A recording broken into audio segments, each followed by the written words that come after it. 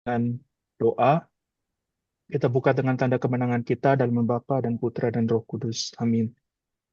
Selamat malam Allah Bapa, Allah Putra, Allah Roh Kudus. Kami bersyukur karena kami Engkau perbolehkan untuk berkumpul pada malam hari ini secara daring, supaya untuk belajar bersama, mengenali kehendak-Mu, mengenali firman-Mu, mengenali Engkau secara pribadi. Berkatilah kami, berkatilah akal budi kami, dan juga siapkanlah hati kami supaya kami boleh sungguh belajar dengan memiliki hati seorang hamba, hati kami boleh menjadi tanah yang subur, di mana firman-Mu boleh sungguh mengakar dan berbuah dalam hati kami. Dan juga kami mohon berkat-Mu Tuhan melalui untuk Romo George yang akan membawakan Bible Study pada malam hari ini, supaya kiranya Engkau sendiri yang berkarya melalui Romo George. Ya Tuhan, doa-doa ini kami mohonkan dengan pengantaran Kristus Yesus Tuhan dan pengantara kami. Amin. Bapa dan Putra dan Roh Kudus. Amin. Untuk pertama-tama kita akan buka dengan penjelasan dari Romo George, penjelasan singkat. Untuk waktu dan tempat kami persilakan Romo. Selamat malam berarti ya di sana. Selamat malam semuanya. Hari ini kita mungkin agak membahas satu tema yang cukup khusus karena kita ini anggota komunitas Tritunggal Maha Kudus. Saya sendiri CSE, kita berasal dari satu Bapak pendiri yang sama. Dan kita tahu bahwa kita menganut spiritualitas ada dua, yaitu karmal dan pembaruan karismatik atau pembaruan hidup dalam roh. Karena itu sebagai komunitas yang punya asas atau spiritualitas seperti ini, kita perlu tahu minimal sejarah, tapi terutama tujuan dan inti dari pembaruan karismatik Katolik.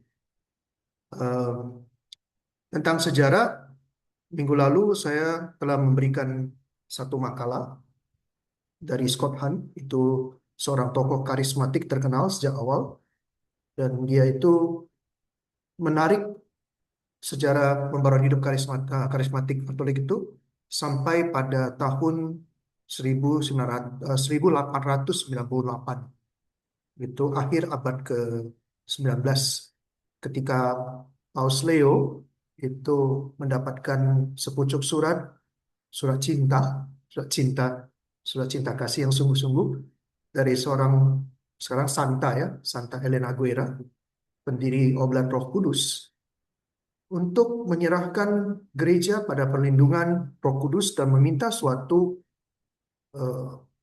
suatu pencurahan Roh Kudus, suatu kepenuhan Roh Kudus dalam gereja Katolik untuk memasuki abad yang ke-20 yang lalu.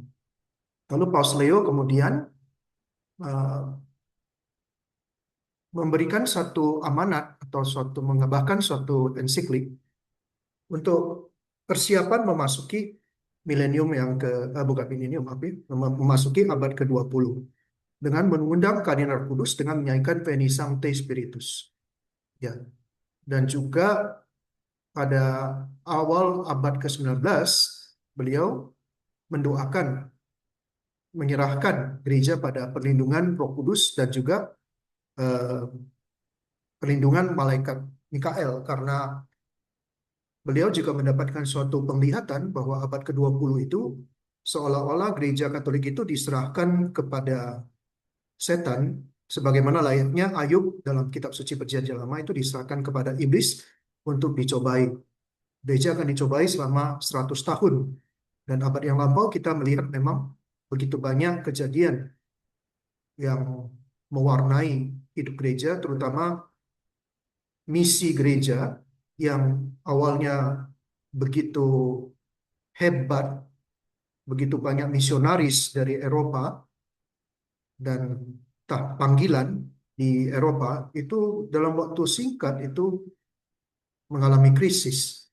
Sampai kalau saya alami sendiri itu di Italia maupun di negara-negara Eropa lainnya itu banyak sekali biara yang awalnya itu bisa menampung ratusan orang, seminari yang menampung ribuan orang, itu dalam sekejap kosong, hanya dalam waktu beberapa tahun. Ya.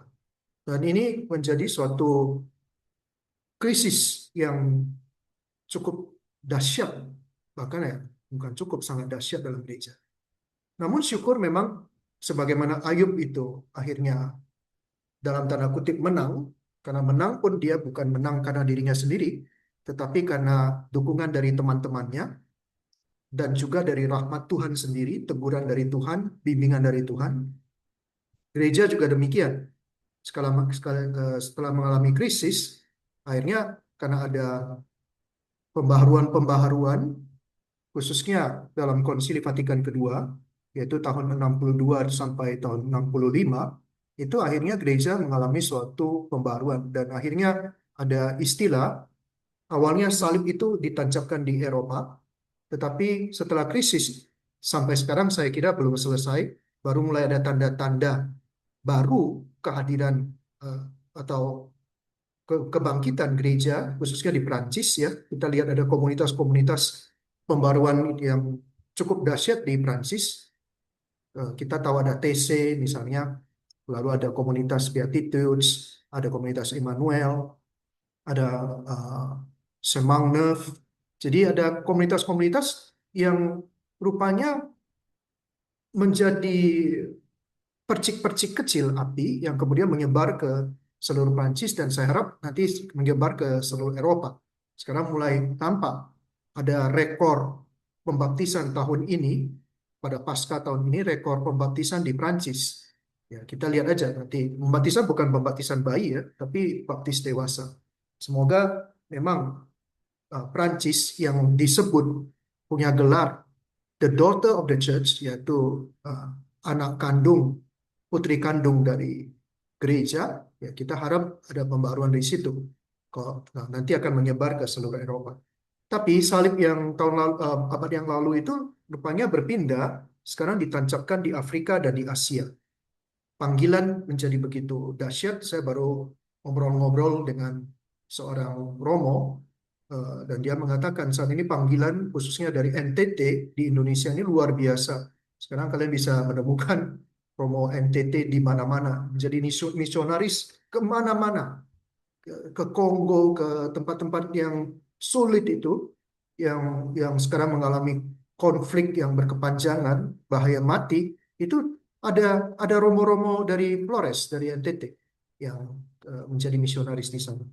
Saya nggak tahu di Aussie ada kemarin saya ke Malaysia juga ada beberapa romo dari Timor yang menjadi misionaris di situ di Sarawak. Sorry, bukan di Sabah tapi di Sarawak. Jadi kebangkitan-kebangkitan ini juga masuk ke komunitas-komunitas awam dan minggu lalu saya katakan itu hanya sedikit ya.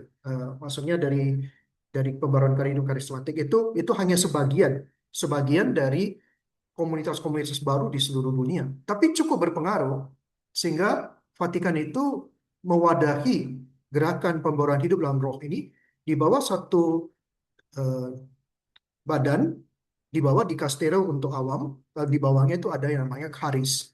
Dulu itu ada dua, ada ICRES, lalu ada Catholic Fraternity. Sekarang itu melebur menjadi satu, Charis, itu mewadahi seluruh gerakan karismatik Katolik di seluruh dunia atau komunitas-komunitas yang mengambil spiritualitas pembaruan hidup dalam roh di dalam pelayanan dan gaya hidup mereka, termasuk KTM. Nah, ini eh, akhirnya menurut saya perlu kita renungkan bahwa kehadiran KTM dan CSC Putri Karmal ini bukan suatu kebetulan, tapi merupakan buah dari, ya, kalau boleh dikatakan rahmat dari Tuhan sendiri. Tuhan yang mempersiapkan sejak akhir abad ke-19 untuk suatu krisis, namun di balik krisis itu selalu ada harapan, selalu ada komunitas-komunitas yang memegang teguh iman dan tidak larut di dalam konflik atau juga di dalam krisis. KTM ini menjadi salah satu buah dari pembaharuan ini dan setidaknya kita memahami itu dan dan kita tidak perlu takut karena meskipun masih ada sampai sekarang itu ada imam, uskup, awam yang anti. Nah, itu biasa karena gereja Katolik sendiri secara umum juga itu mengalami mengalami serangan-serangan, bahkan gerakan-gerakan dari dalam sendiri yang sifatnya skismatik. Seperti yang minggu lalu juga saya sebutkan, itu yang sekarang lagi heboh itu, kelompoknya Lefebvre, ya, dan juga eh, Lefebvre itu merupakan bagian dari suatu gerakan movement sedevacantis yang tidak mengakui Paus setelah Pius ke-11 atau Pius ke-12 ya. Saya lupa persis. Pius ke-12 mungkin. Setelah Pius ke-12 yaitu Yohanes ke-23 itu tidak diakui sebagai paus. Kelompok sedevacantis ini sekarang bukannya semakin menurun jumlahnya, tapi justru semakin meningkat. Dan saya tahu di Australia juga ada gerakan-gerakan tradisionalis yang mereka menganggap diri mereka paling benar, Katolik yang sejati, namun mereka tidak mau taat pada paus. Baik, ini mungkin pengantar bagi kita untuk merenungkan, merefleksikan kondisi gereja saat ini, khususnya kelompok kita sendiri, KTM. Bagaimana kita juga bisa berdiri dan eksis di dalam dunia yang semakin berubah, menghadapi AI, terbit ensiklik baru dari Paus tentang AI, Magnifica Humanitas, dan itu menjadi bagian dari refleksi kita juga. Silakan, mungkin malam ini kita buka untuk sharing, untuk dengar pendapat, untuk pertanyaan-pertanyaan, tanya jawab di antara kita. Nah, mungkin secara umum aja tentang komunitas kita, komunitas Tritunggal Maha Kudus ini. Terima kasih. Baik Romo, thank you Romo untuk penjelasan dan pengantarnya. Mungkin juga kita buka pertanyaan kalau misalnya ada yang ingin bertanya. Aku mulai satu pertanyaan Romo yang tentang komunitas kita. Salah satunya mungkin secara spesifik terjadi di KTM, tapi juga terjadi di mana-mana di gerakan karismatik Katolik ya Romo. Adalah Romo juga tulis di artikel yang Romo share itu bahwa kita itu banyak yang ngejar tentang karismanya aja atau tentang feelingnya aja Romo untuk datang ke kayak persekutuan doa atau ke sel. Asal kita merasa damai, kita merasa happy, berapi-api gitu. Gimana caranya? Apa eh, ada apa ya? Ada pendapat Romo gimana caranya kita itu bisa sungguh mengejarnya itu mengejar Tuhan, bukan mengejar feeling-feeling itu ya aja, Mo. Itu tidak salah, Migun. Ketika awal-awal kita masuk sel atau mengenal Tuhan, kita lebih mencari hal-hal yang manis, hal-hal yang menyukakan jiwa, pujian yang menyentuh hati, penyembahan yang membuat kita itu bukan hal yang jelek karena dalam kitab suci juga kepada Paulus kadang-kadang kepada Paulus juga mengatakan awal-awalnya kita diberi susu dulu tapi lama-lama kan kita mesti makanan yang lebih bergizi. Jadi kalau awal-awal ada komunitas atau anggota-anggota komunitas yang ikut sel itu untuk mencari sensasi atau hal-hal yang bersifat menghibur, itu tidak apa-apa, itu bukan hal yang salah. Nah, namun memang harus diarahkan seperti yang saya tulis di dalam artikel itu, kita perlu mengarahkan pembinaan. Makanya sekarang waktu pertemuan terakhir di Sabah, waktu itu hadirkan juga DPU dari KTM. Kami ada pertemuan pleno antara Putri Karmel CSC, lalu 2 hari terakhir itu bergabung bersama kami itu anggota DPU KTM. Dan mereka mempresentasikan, dan saya terkesan khususnya presentasi mereka tentang pembinaan atau promasio. Dan saya melihat bahwa KTM sekarang itu semakin jelas arah pembinaannya. Ya, arah pembinaannya semakin jelas, yaitu ada penekanan pada pelayanan, tetapi juga ada penekanan pada hidup rohani yang lebih nyata. Dan kita bersyukur karena di dalam KTM, kita selain pembaharuan hidup dalam roh, kita juga punya spiritualitas Karmel. Spiritualitas Karmel itu, misalnya dari Yohanes Salib, itu juga mengajarkan, kalau kalian membaca bab-bab awal dari Malam Gelap, saya sangat sarankan itu, kalian mulai baca ya. Ini kalian sudah KTM yang saya anggap sudah dewasa, itu kalian mulai baca itu buku-buku dari Yohanes Salib. Tentu Tracy Alicia itu juga penting, tetapi untuk yang lebih sistematis dan artinya melihat, mengkaji, merenungkan dan discernment di mana posisi kita, itu baik kita mulai membaca Yohanes Salib dan Teresa Avila. Dalam bab-bab pertama dari mendaki Gunung Karmel, Yohanes Salib juga sudah menjelaskan tentang apa itu malam gelap. Memang ada juga bukunya khusus membahas tentang malam gelap.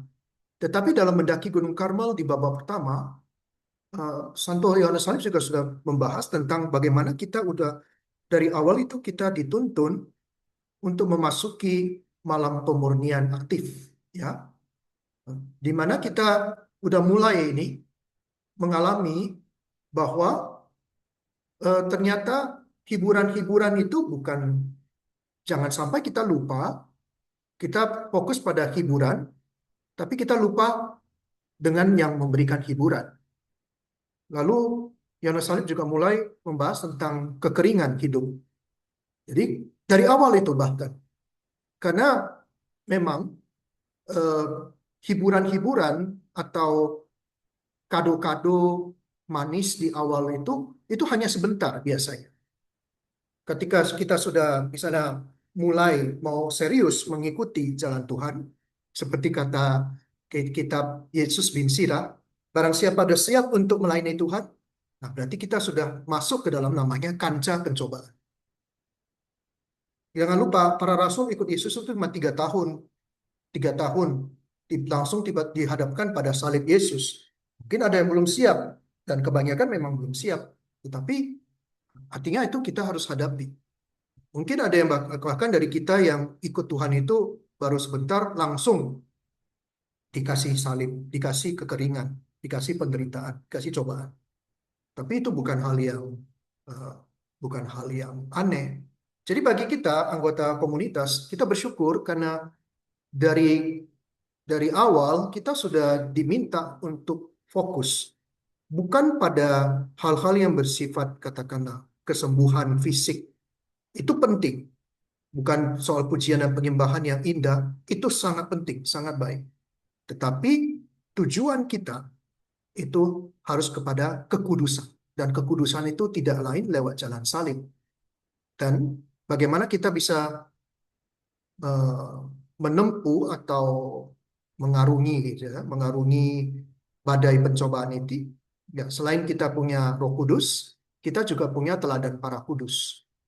Karena itu dalam pembinaan KTM ini khususnya mulai tahun ini, kita akan masuk ke lebih ke spiritualitas, semakin mendalami spiritualitas Karmel eh, sebagai identitas KTM ini yang harusnya kita syukuri. Jadi Migun jangan jangan heran kalau awal-awal ada orang-orang seperti itu, mungkin termasuk kita juga. Tetapi mereka harus segera atau pada saat yang bersamaan simultan itu diberi mulai dasar-dasar spiritualitas. Kalau kita Karmel ya kita Karmel. Kalau yang ada yang Yesuit ya Yesuit, Nasian, Fransiskan, mereka. Memang kita Karmel, kita pakai yang dari para kudus Karmel. Dona Salib, Teresa Alicia, Teresa Avila, Santa Teresa Benedicta Trinitas, Santa Teresa Benedicta, itu semua kita pakai. Terima kasih. Thank you, Romo. Ciheni tadi ada angkat tangan sih. Oh iya, Romo, halo Romo, mau nanya nih. Kemarin baru ngobrol sama teman, terus kalau Migun, yang Migun tanya kan mungkin next levelnya. Kalau ini dia dia baru join, terus dia ngerasa lihat suaminya terjamah, bisa berbahasa roh. Terus dia bilang, kok gue nggak pernah ngerasa apa-apa ya. Terus dia minta, maksudnya dia sering doa minta Tuhan boleh nggak ngerasain gitu. Kalau Romo kasih tipsnya gimana? Hmm. Karena dia dia dia seneng lihat suaminya gitu, tapi dia kayak pengen juga ya ngerasain kok gue ngerasanya datar-datar aja gitu. Dia sudah ikut retret awal belum? Udah.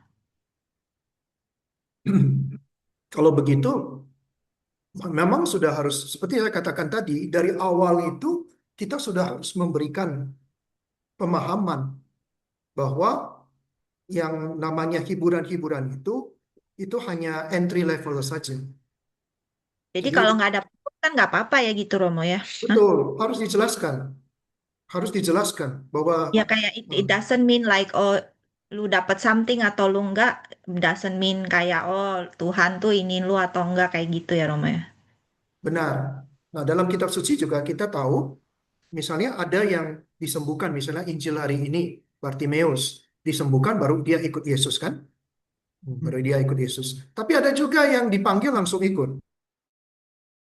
Lagi lagi menjala, itu lagi merajut jala yang rusak. Ikut aku, langsung ikut. Mereka tanpa babi bu. Ada juga yang misalnya seperti eh, Bartolomeus ya, atau Nathanael itu. Dia di bawah pohon ara, Yesus memberikan semacam nubuat atau sabda pengetahuan tentang dia. Dia baru tertarik. Jadi ada yang macam-macam itu cara Yesus memanggil. Kalau Maria Jadi lebih hebat lagi. Maria itu mengikuti Yesus sejak Yesus masih dalam kandungan. Ya, jadi ini soal iman juga. Tidak semua yang tidak merasakan apa-apa itu kemudian apa disebut pengikut yang gagal atau pengikut yang sungguhan. Seperti Maria, saya kira Maria tidak pernah mengalami, misalnya Yesus menyembuhkan dia atau jamahan kasih dalam misalnya apa pencurahan Roh Kudus dia alami, tapi mungkin dia juga tidak alami apa-apa. Tapi Maria itu imannya justru yang paling kuat. Berbahagialah mereka yang tidak melihat namun percaya, kata Tuhan Yesus, ya kan? Jadi sama juga nih, berbahagialah kalian yang tetap percaya meskipun tidak mengalami apa-apa. Bahkan yang lebih hebat lagi kalau kalian mengalami penderitaan tetapi tetap percaya. Ini, ini yang justru levelnya dari entry level itu jangan bilang kalau entry level itu misalnya itu dibandingkan dengan yang puluhan tahun ikut Yesus itu lebih apa kalah gitu. Karena bisa jadi yang terakhir akan menjadi yang terdahulu.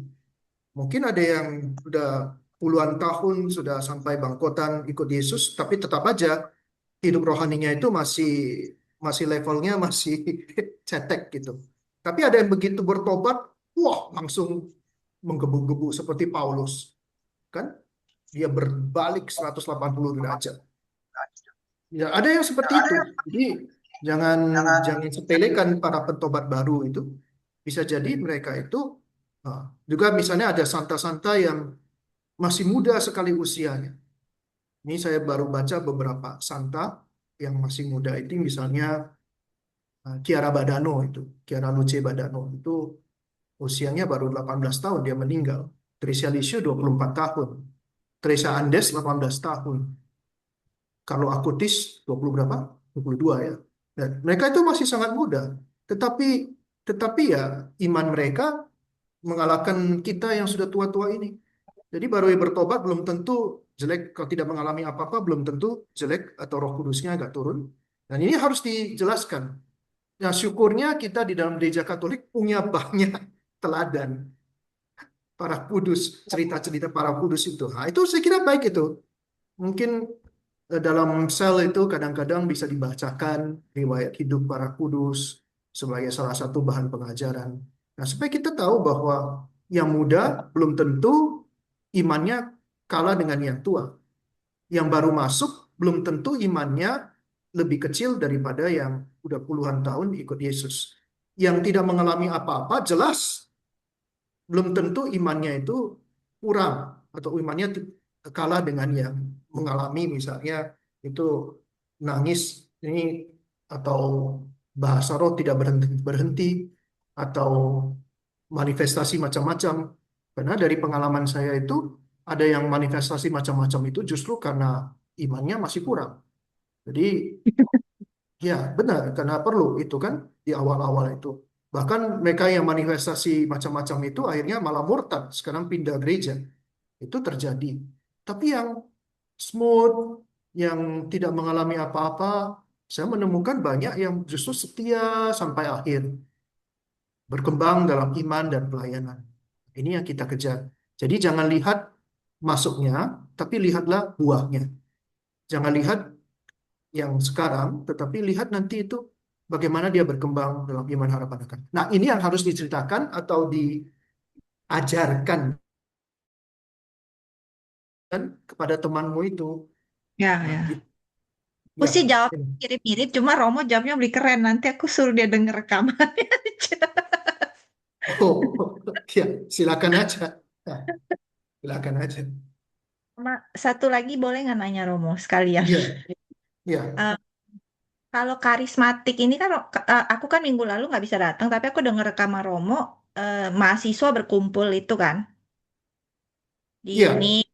jadi pembaruan. Tapi kalau misal Katolik atau punya Kristen sih gitu Romo, karena kalau misalnya ajakin teman Kristen terus lihat oh kita ada misa kayak gini, dia bilang oh lu orang ada kayak gini ya kayak Kristen ya gitu Romo. Hmm. Minggu lalu saya minta kalian baca itu artikelnya Scott Hahn. Dia itu mantan mantan Iya, anggota Kristen. bahkan semacam pendeta ya atau evangelis lah Hmm. gereja Ya, ya. Presbyterian, gereja Protestan ya. Dan dia mengatakan bahwa rupanya gerakan karismatik ini sebenarnya adalah buah dari permintaan paus. Jadi ini kalau istilah sekarang itu diklaim oleh Katolik ini, ya kan? Ketika itu muncul pertama dalam gereja-gereja Protestan, dan sebenarnya itu gereja Protestan awal-awal juga menolak, itu semacam anak apa gitulah, tidak dianggap anak oleh gereja Protestan, gereja-gereja Pentakosta ini, tapi kemudian sekarang menjadi gerakan apa? The third Mereka power, ya. The third power in the church. Jadi misalnya bukan the third Christian power. Jadi pertama itu kan Katolik, lalu ada gereja Reformasi, lalu ya. sekarang gereja Pentakosta ini menjadi the third power yang bawa-bawa itu Anglikan, Ortodoks, manakala sekarang. Ya, jadi Hmm. eh, ini the third power ini rupanya menurut Scott Hahn ini salah alamat dalam tanda kutip. Gereja Katolik yang minta malah mereka yang dapat gitu. Gereja Hmm. Katolik yang minta tapi mereka yang dapat. Ini cara Tuhan bekerja kita tidak mengerti lah. Nah itu Scott Hahn yang bilang, saya nggak bilang gitu, tapi ya saya setuju bahwa eh, gereja ini sebenarnya meminta suatu Pentakosta baru dan itu sangat eksplisit misalnya di dalam Konsili Vatikan kedua. Yohanes 23 itu membuka Konsili Vatikan kedua dengan mengumandangkan dan secara ada doanya, silakan bisa dicari itu di archive itu di arsip. Dalam doanya dia mengatakan dia memohon Pentakosta baru dalam gereja. Ya. Jadi jadi kalau dikatakan kemudian tahun 60 Konsili Vatikan kedua kan berakhir tahun 65. Tahun 67 Duquesne University terjadi. Ya, weekend retreat Duquesne University terjadi tahun 67. Ya, apakah ini kebetulan? Saya kira kalau kita refleksikan dalam iman dan juga Scott Hahn dan banyak tokoh karismatik Katolik setuju. Ini kemarin kami baru rapat dosen sih. Lalu saya cerita tahun depan itu 60 tahun ulang tahun ke-60 pembaruan karismatik kalau Katolik. Yang saya bilang itu banyak banyak tokoh termasuk Scott Hahn yang mengatakan bahwa ulang tahun gerakan pembaruan karismatik Katolik atau hari lahirnya pembaruan karismatik Katolik itu terjadi pada Februari tahun 67, Duquesne Weekend itu. Ya. Jadi secara luar biasa lah memang itu permohonan akan Pentakosta baru itu mulai terjawab tahun 67 dan kemudian itu meledak kemana-mana. Sekarang ini kalau kalian kemana-mana setiap negara itu punya itu komunitas Katolik yang mengadopsi atau bersemangatkan pembaruan hidup dalam roh. Di Indonesia kita punya KTM, CSI, dan Putri Karmo. Di Korea Selatan kita punya Kotong nih. Nah, terus di India ada juga, tapi saya lupa itu. Andi pernah cerita. Andi yang pelayan umum kalian. Nah, ada banyak komunitas itu. Waktu Andi kumpul, mana ya dia sharing itu waktu itu saya lupa. Dia kumpul dengan kelompok-kelompok pembaharuan dari seluruh dunia. Dan di situ rupanya KTM yang paling kecil. Walaupun jumlah kita sudah berapa ya? Jumlah kita berapa ya, Domi? Di seluruh dunia kalau Empat nggak belas salah ribu lima ratus Romo. 14 ribuan ya. Nah, Iya. tapi itu masih yang paling kecil karena ada yang jumlah anggotanya sudah 500 ribu, setengah juta anggotanya. Nah, ini di seluruh dunia. Dan ini saya kira buah dari doa Leo ke-13. Dan sekarang kita punya Paus Leo ke-14. Ini gereja sedang take off ini. Sedang take off. Dari Leo ke-13 sampai ke Leo 14 itu luar biasa dinamikanya. Dan saya kira mungkin kita bisa melihat sekarang ini gereja Katolik sedang take off. Bahwa pembaharuan Pentakosta ini sekarang tinggal panen, masa panennya ini. Udah mulai. Hanya tahun ini baptisan baru di mana-mana rekor, termasuk di Indonesia.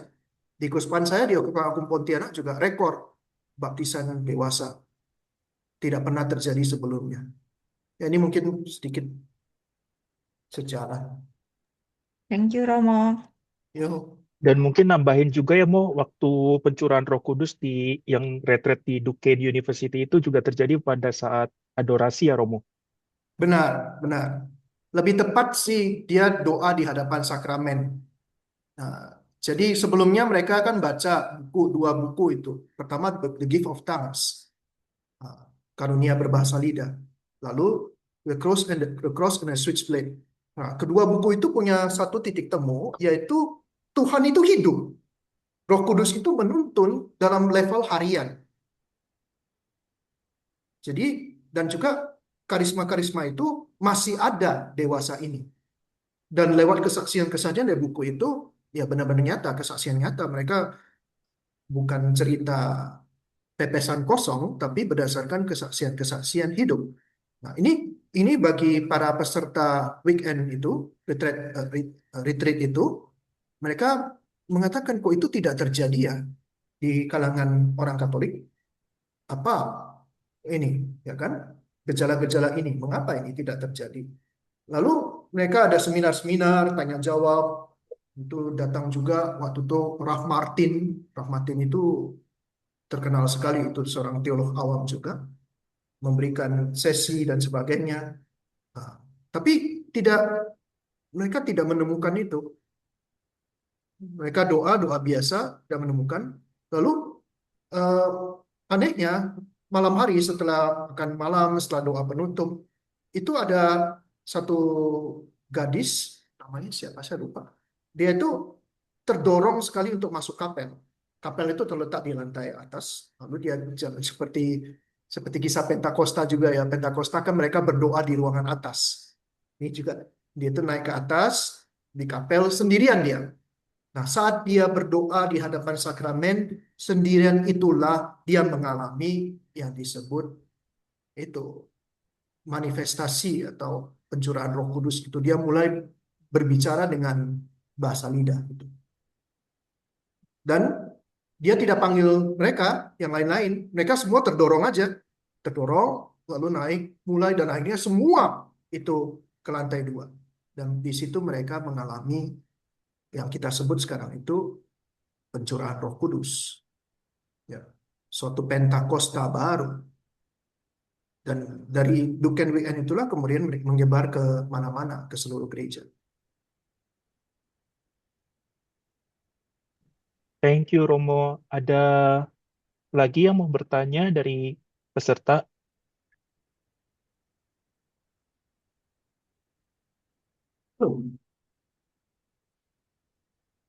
Kalau belum ada, aku lanjut pertanyaan nih Mo. Kan di tulisan Romo itu, di artikel yang Romo share itu ada satu kalimat yang menurut aku menarik nih Romo. Kayak Romo tulis kehadiran karisma tidak pasti menjadi tanda kehadiran Roh Kudus. Apakah itu juga bisa terjadi di komunitas kita di mana di sel atau dalam bentuk sel atau persekutuan doa ketika ada nubuat atau bahasa roh atau senandung roh juga itu bukan berasal, maksudnya itu bukan berarti bahwa Roh Kudus itu hadir dalam komunitas itu, Romo. Saya lupa konteks kalimat itu, tapi memang benar. Eh, Mungkin harus dikatakan gejala-gejala yang mirip karisma itu belum tentu itu berasal dari Tuhan. Ya, gejala-gejala seperti penyembuhan itu bisa jadi bukan dari Tuhan. Lalu ada juga misalnya karunia mengajar. Itu dalam episode hidup Santo Yohanes Salib itu pernah terjadi.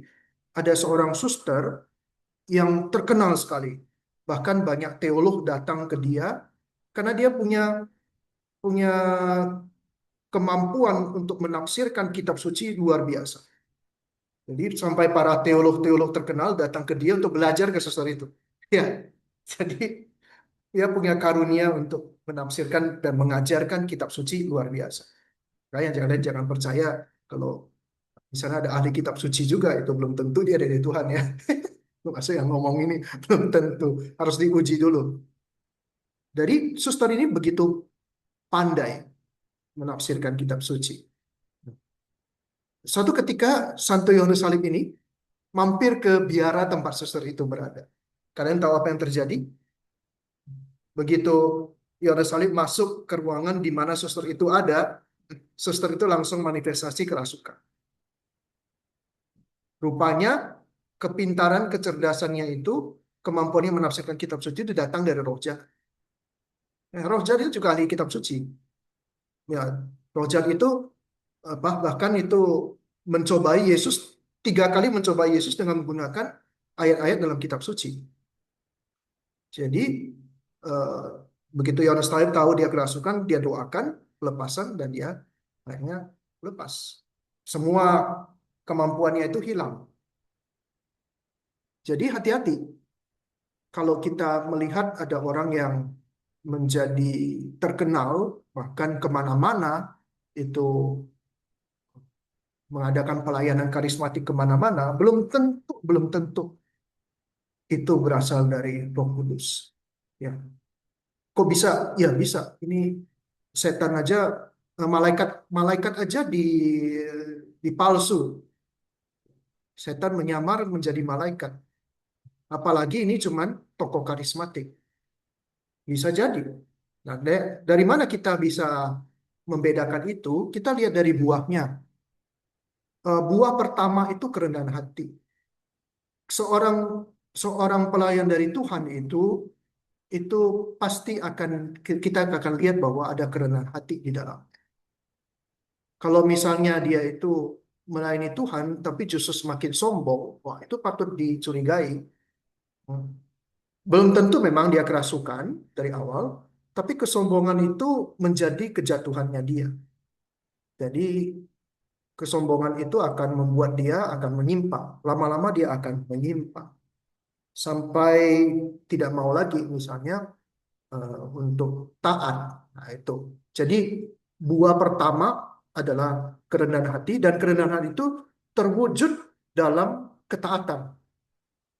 Ini di Jakarta itu atau di Bandung, Surabaya itu beberapa kali saya dengar itu ada kemudian orang-orang karismatik yang akhirnya tidak mau taat kepada pastor, tidak mau taat kepada uskup, lalu mereka akhirnya keluar dari gereja Katolik. Ini kalau kalau begini jelas ini kesombongan yang memisahkan diri. Jadi kalau kita lihat itu setan tidak mau taat, tidak mau dengar. Lain dengan para kudus, mereka itu meskipun mengalami kesulitan dan dari pihak gereja juga yang kadang-kadang menekan mereka, mereka tetap taat.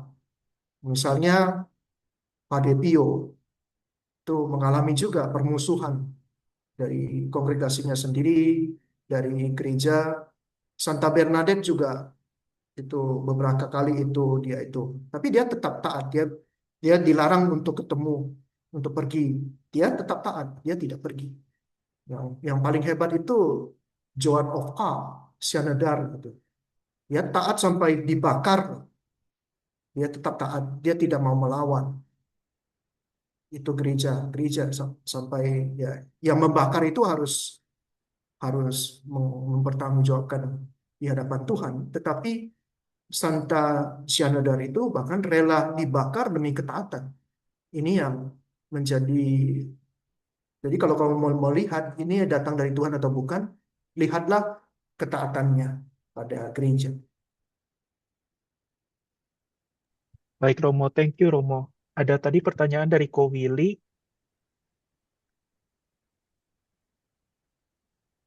Silakan kok langsung.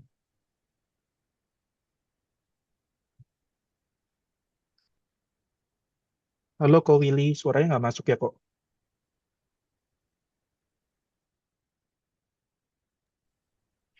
Kayak suaranya nggak masuk Ko Willy. Nah, maksud ya, dengar Oh nggak? iya ya, udah masuk kok Oke, sekarang. Romo mau nanya, menurut Romo, pandangan Romo, anak-anak indigo itu juga punya karunia atau gimana Romo? Hmm. Nah, ini masuk ke ranah percaya nggak percaya ini, anak Hmm. indigo ya. Hmm. Kalau yang skeptis mengatakan tidak ada itu. Kalau saya,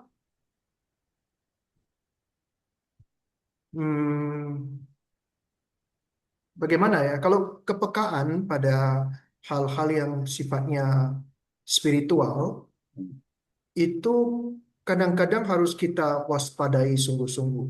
Itu sumbernya bisa macam-macam. Ya, bisa dari roh jahat, bisa juga dari arwah yang minta doa, bisa juga itu halusinasi. Ya, jadi ini harus sebelum saya menjawab soal indigo itu, kalau ada seorang anak yang mengaku bisa melihat hal-hal semacam itu, kita harus benar-benar hati-hati. Kita mesti discernment sungguh-sungguh. Ya, kita mesti uji dulu. Jangan begitu saja percaya. Ya. Apakah anak-anak itu punya kepekaan itu tidak ada bukti yang menjelaskan itu. Karena orang dewasa juga ada yang punya kepekaan-kepekaan seperti itu. Kalau bagi mereka yang indigo, saya kenal seorang Romo dulu, dia juga bisa merasakan hal-hal seperti itu. Namun dia merasa terganggu. Nah, ini juga kalau tidak salah ada Santa siapa itu atau aduh, siapa ya? Saya lupa. Inilah udah terlalu banyak informasi, tapi mungkin kalian bisa nanti cari sendiri. Ada seorang eh, Santa yang atau seorang ibu ya, ibu, ibu belum Santa, seorang mistikus juga. Dia itu bisa melihat arwah-arwah yang minta doa, sehingga banyak orang yang arwah yang minta doa ke dia. Tapi lalu dia tanya, apakah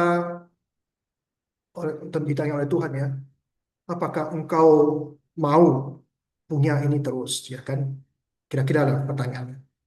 Lalu dia menjawab, ya, kalau saya sebenarnya tidak merasa terganggu, tapi sekaligus saya tidak merasakan ini suatu hal yang bisa menambah cinta saya kepadamu Tuhan. Jadi bagi saya ini tidak tidak perlu. Nah, bahkan kadang-kadang itu bisa mengganggu konsentrasi saya. Jadi dia minta Tuhan ambil saja.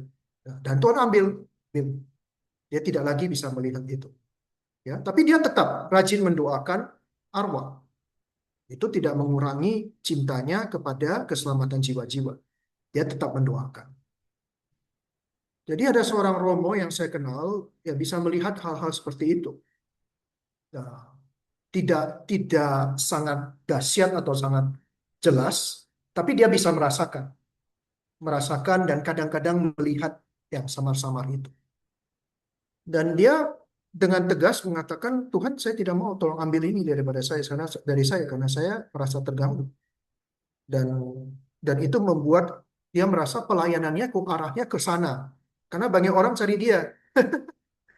Selain arwah cari dia, orang-orang juga yang kerasukan, yang yang punya pengalaman-pengalaman seperti itu, ya akhirnya itu kan seperti magnet itu, menarik juga. Dan dia merasa kok sekarang saya seperti ke arah ini, bukan hal yang jelek, tapi menurut dia pelayanan itu tidak harus spesifik, apalagi sebagai seorang imam kan. Tidak boleh itu pelayanan nanti spesifik. Jadi dia bukan seorang eksorsis, kalaupun sebagai eksorsis juga tidak harus eksklusif. Jadi pelayanan kok ini kok arahnya kok ke sana ini. Saya nggak mau Tuhan ini mengganggu. Saya mau lebih suka yang biasa-biasa aja. Seperti imam yang biasa-biasa saja. Dan dia minta didoakan, dilepaskan. Dilepaskan. Ya. Jadi entah apa itulah namanya. Mata ketiga, indera keenam, atau indigo. Itu memang ada rupanya. Tetapi tetap harus dilihat hati-hati karena itu bisa juga dari roh jahat, bisa juga dari arwah minta doa, bisa juga halusinasi. Kalau yang punya skizofrenia jelas itu. Itu bukan indigo namanya, itu kelainan jiwa. Namun bagi kita dari contoh-contoh yang saya berikan, saya kira jelas. Kalau misalnya ada yang mengaku seperti itu, biasanya saya tidak percaya karena orang-orang yang punya seperti ini biasanya tidak ngaku, tidak mengaku. Kalau dia mengatakan, oh saya bisa melihat, oh saya bisa apa, saya juga malah malah itu kan katamu, ya kan itu malah aneh atau mungkin itu dari roh jahat karena itu ada suatu kesombongan. Tapi kalau misalnya kalian itu punya ini atau ya kalian mempunyai anak yang jelas-jelas bisa melihat, bisa dibuktikan dari beberapa kasus, saya lebih cenderung untuk eh, meminta kalian melepaskan itu. Dan itu mudah sekali. Didoakan untuk lepas. Karena itu pemberian Tuhan. Dan kalau kita minta Tuhan untuk melepaskan itu, dia akan lepaskan. Kalaupun ada yang tetap, artinya dia, seperti ada juga orang-orang kudus yang punya karunia seperti itu, dia tidak merasa terganggu, dan dia mengatakan itu, pakailah aku Tuhan, apapun yang kau berikan saya terima. Ya.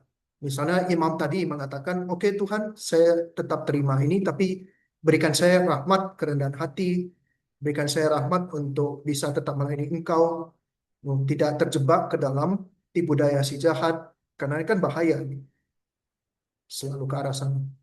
Saya diberi karunia discernment, itu biarlah ini tetap ada, tapi jangan biarkan saya jatuh ke dalam kesombongan. Itu doanya. Ya, jadi kalau kalian memang punya karunia seperti ini, apakah ini hal yang jelek? Menurut saya bahayanya lebih besar. Tetapi ya Maria Sima, benar Maria Sima. Tetapi eh, lebih baik minta dilepas. Kalau dari pengalaman saya demikian. Romo kan nggak apa-apa, itu kan arwah minta doa. Ya, tidak perlu ada penampakan supaya kalian mendoakan mereka. Kalian bisa mendoakan mereka seperti kami imam tiap hari kami berdoa untuk para arwah di abdi penyucian di dalam ekaristi dan doa syukur agung. Nah, kalian juga sebagai awam doakan. Jadi tidak perlu ada arwah minta doa dulu baru kalian doakan. Nanti itu malah jadi bahaya. Baik. Bagaimana Pak Willy? Ada tambahan? Thank you. Jadi kalau ada anak yang betul-betul lah bisa dibuktikan bahwa dia indigo, yaitu datang, kalau menurut saya lebih baik dia dilepaskan aja. Karena biasanya mereka jadi orang yang aneh. Kalau dewasa itu, biasanya kalau udah menginjak remaja itu hilang sendiri kebanyakan. Tapi kalau itu ikut terus, wah itu mungkin bisa jadi anak yang aneh. Ya bisa juga tidak, tapi rasanya lebih banyak resikonya. Thank you.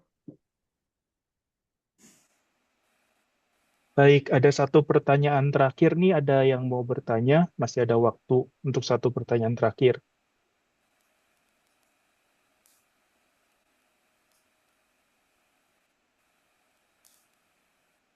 Ci Ada Domi yang mau nanya, Ci. ya. Oke, kirain ada yang lain. Romo, nyambung dikit sih yang tadi. Kalau kita pendoaan untuk melepas itu ada doa khusus atau kita minta aja gitu, Romo? Hmm. Kalau pengalaman imam tadi, dia minta dan lepas. Tapi kalau eh, ada satu anak indigo itu dia memang didoakan dan hilang. Jadi tergantunglah bagaimana. Jadi kalau kalian itu rasa, tapi kalau itu punya kalian sendiri, kalian minta pasti hilang. Tapi kalau ada orang lain, misalnya bisa dibawa kepada seorang imam. Tentunya imam yang paham hal ini ya, karena kalau ada imam yang skeptis kalian bawa malah dimarahin sama dia. Iya. Jadi imam yang paham dan bisa discernment itu didoakan, itu baru hilang dari dua dua hal ini. Oke, Romo, thank you. Romo. Saya mau tanya sebentar ya. Saya tuh bisa bahasa roh, tapi saya tuh ragu apakah itu benar-benar dari Tuhan atau karena saya kebiasaan dengar orang kan berbahasa roh kan banyak apa itu dengan sendirinya gitu loh. Itu bisa membedakan nggak, Romo? Ya, Tante Eli, pertama itu bahasa roh itu karunia dari Tuhan Mm-mm. yang kita sendiri tidak paham itu. Itu karunia doa biasanya. Minggu lalu kan saya sudah jelaskan sebenarnya karunia bahasa lidah Mm. sebagai karunia doa itu dengan doa-doa yang diucapkan tapi tidak dimengerti. Hanya Tuhan saja yang ngerti, tapi kita mengungkapkannya. Mm. Dan menjadi bagaimana kita tahu bahasa roh kita itu otentik atau tidak? Mm. Pertama, seperti tadi itu, kalau Tante Eli merasa jangan-jangan ini bahasa, ya itu justru yang otentik. Ya, Oh. itu ada godaan. Kalau Mm. ada godaan dari si jahat, berarti kan dia tidak berkembang, ya kan? Mm. Itu godaan itu kita itu bahasa rohmu itu palsu itu bahasa rohmu itu mengada-ngada itu muncul itu keraguan-keraguan itu. Mm. Kalau muncul itu, saya justru merasa di atas 70% itu bahasa rohnya itu otentik, ya, karena muncul keraguan yang disebabkan oleh godaan. Lalu kedua, bahasa roh itu menjadi otentik seperti kata-kata Tuhan Yesus, pohon itu dikenal dari buahnya. Mm. Saat berdoa dalam bahasa roh, apakah kita mengalami suatu pembaruan dalam arti membuat kita semakin mengasihi Tuhan, Mm. membuat kita bertobat, membuat kita lebih mudah mengarahkan hati kepada Tuhan, membuat kita damai, tenang. Kalau buah-buahnya seperti ini, itu otak. Tapi kalau yang ada kita takut, kita malah pikiran kita kemana-mana. Kita kemudian malah seperti punya pikiran menghujat Tuhan. Ya. Mm. Atau kita merasa kemudian kita bahasa roh, orangnya malah kerasukan. Wah, itu bukan manifestasi ya. Memang kadang-kadang kita pakai bahasa roh itu manifestasi. Karena dia sudah memang kerasukan. Tapi maksud saya itu bahasa roh kita membuat orang kerasukan gitu. Itu bisa. Nah, kalau itu buah-buahnya ya itu bukan bahasa roh yang otentik. Tapi bahasa roh yang otentik itu saya kira pertama itu kita lihat buahnya. Nah, lalu cara ketiga itu apa? Itu saat kita bersenandung misalnya, kita tidak tabrak sana sini, tapi menyatu secara hormon. Tidak menciptakan, itu beberapa kali saya ikut ya, PD, itu ada bahasa roh yang aneh sendiri, yang mengganggu. Itu kemungkinan besar itu bukan otentik, bukan bahasa roh yang otentik. Entah itu semu, atau hasil karangan sendiri, atau itu palsu dari setan. Ya. Jadi bagaimana ya membedakannya? Saya kira itu tiga itu dulu dari pengalaman saya itu. Kalau itu ada kadang-kadang ada godaan, jangan-jangan bahasa roh saya ini tidak benar. Tulisan Tapi aja. orang lain mengatakan enggak, bahasa romo itu otentik. Misalnya ada peneguhan dari orang lain, ya. Lalu buah-buahnya baik. Lalu ketiga itu ada harmoni di situ. Tapi lain misalnya harmoninya itu satu suara. Itu terjadi itu di minggu lalu itu saya cerita di kampus kami itu. Bahasa roh fotokopi. 100 orang itu sama semuanya. Itu suatu fenomena yang baru pertama kali saya temui itu di Santi Buana itu. Itu untuk breaknya itu, untuk memecahkan, untuk kemudian menjelaskan pada mereka tuh sulit sekali. Nah, itu buahnya apa? Buahnya jelek. Karunia tidak bertambah di situ, berkembang di situ. Itu jelas. Mereka itu hanya fotokopi saja. Jadi bukan bahasa rohnya ada. Kata-katanya tuh sama, bahasa rohnya kata-katanya sama. Lalu ketika senandung itu nadanya sama semua. Bisa kalian bayangkan itu. Pernah nggak kalian alami itu? Ya. Kata-katanya sama, terus waktu senandung itu nadanya sama. Kita yang beda pun akhirnya, hah, nggak bisa melawan itu. 100 orang itu kita sendirian nggak bisa lawan, nggak bisa lawan. Yang lain juga ikut akhirnya. Pusing saya waktu itu menghadapi itu. Gimana? Sampai susternya saya tegur itu gara-gara kamu itu. Bercanda sih, bercanda. Baik, itu Tante Eli ya. Ya, terima kasih Romo. Tapi kalau ngerti artinya tuh saya juga nggak ngerti loh artinya Romo. Kalau saya berbahasa roh tuh apa yang saya ucapkan saya nggak ngerti juga sebenarnya. Ya memang tidak harus Memang mengerti. begitu ya. Tapi Kecuali sebetulnya kalau bisa menafsirkan kan bagus di sini. Bilang. ada dua Tante Eli. Dua, kalau saya katakan jenis bahasa lidah itu ada dua, itu juga keliru. Apa ya? Ada bahasa lidah yang dikaruniakan oleh Roh Kudus supaya ditafsirkan, karena itu merupakan nubuat. Tapi ada bahasa lidah sebagai karunia doa pribadi. Dan itu diakui oleh Paulus. Diakui oleh Paulus. Membangun diri sendiri. Apakah salah membangun diri sendiri? Saya tanya. Ya, enggak. Tidak salah, ya kan? Meskipun kita paham, tapi itu membangun diri sendiri, mengarahkan kita kepada Tuhan, membuat kita lebih mudah bertobat, membuat kita menyesali dosa-dosa kita, membuat kita lebih mencintai sesama. Nah, itu kan membangun diri sendiri di pribadi. Itu baik. Paulus tidak melarang itu, seperti yang mungkin beberapa kasus viral, video viral yang mendiskreditkan bahasa lidah itu. Paulus tidak melarang. Dia mengatakan lebih baik kalau karunia berbahasa lidah yang ditafsirkan untuk membangun jemaat. Tentu saja tidak ada yang salah dalam logika berpikir Paulus. Kalau untuk membangun diri sendiri, itu kan cukup untuk satu orang saja. Tapi kalau untuk membangun jemaat, untuk kepentingan yang lebih luas. Logikanya sederhana. Lebih baik tentu yang kedua. Tapi yang pertama bukan berarti jelek. Bukan berarti dilarang. Itu coba nanti Tante Eli kalau sempat, itu saya sengaja tulis hanya 2 halaman itu tentang penjelasan bahasa roh, tidak bertele-tele, itu bisa dibaca. Ya, yang lain juga itu bisa baca itu. Saya udah baca kok. Bagus sih. Ya. Oke. Ya, saya tahu. Makasih Romo. Sama-sama. Baik, karena waktu udah jam 9, kita udah mau tutup dulu Bible Study hari ini. Untuk ada beberapa pengumuman untuk next Bible Study-nya tanggal 11 Juni.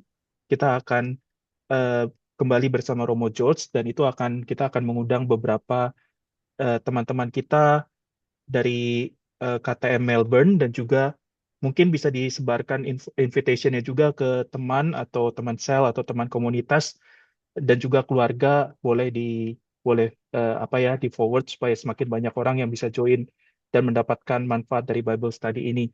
Dan untuk penghujung acaranya kita mau doa penutup, dan nanti kita akan mohon berkat Allah melalui Romo George. Kita mau siapkan hati kita kembali. Sebelumnya Migun, Oh iya, saya juga Romo. mau jelaskan bahwa memang tujuan awal Bible Study ini kan untuk KTM Sydney, tapi dari awal pun saya mengatakan effortnya sama kalau saya hanya berikan kepada kalian dan juga kepada umat lain, dan umat lain itu rasanya juga perlu, bukan karena saya yang apa, tapi kan ini kita sama-sama sama-sama membahas tentang kitab suci. Jadi alangkah baiknya juga itu semakin banyak yang join. Kalau prinsip saya semakin banyak semakin baik. Kita bisa suasana juga akan berbeda kalau banyak yang ikut. Jadi kalau misalnya ada teman-teman tadi, kalau misalnya Migun mau tanya, eh, mau tanya apakah ada yang mau join juga dari komunitas lain di Sydney dan di Melbourne, oke silakan. Saya terbuka untuk hal ini. Baik, kita tutup dengan doa. Siapa yang pimpin, Migun? Saya mau, Oke. marilah kita siapkan hati, kita buka dengan tanda kemenangan dalam nama Bapa, Putra, dan Roh Kudus. Amin.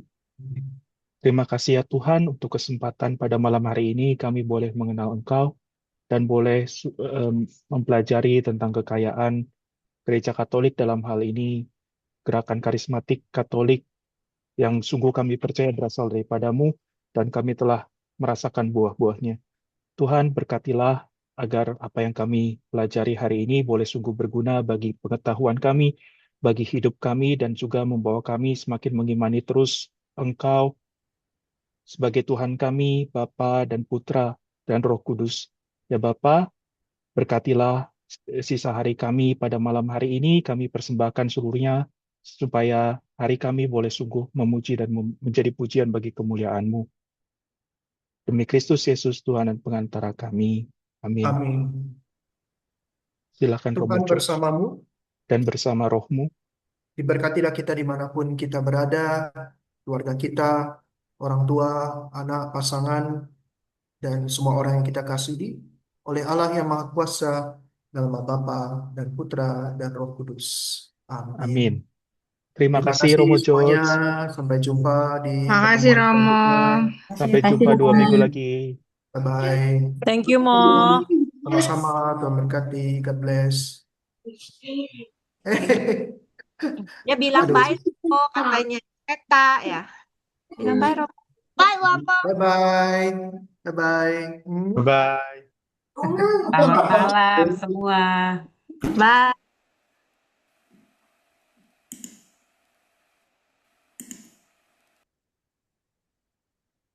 Ya.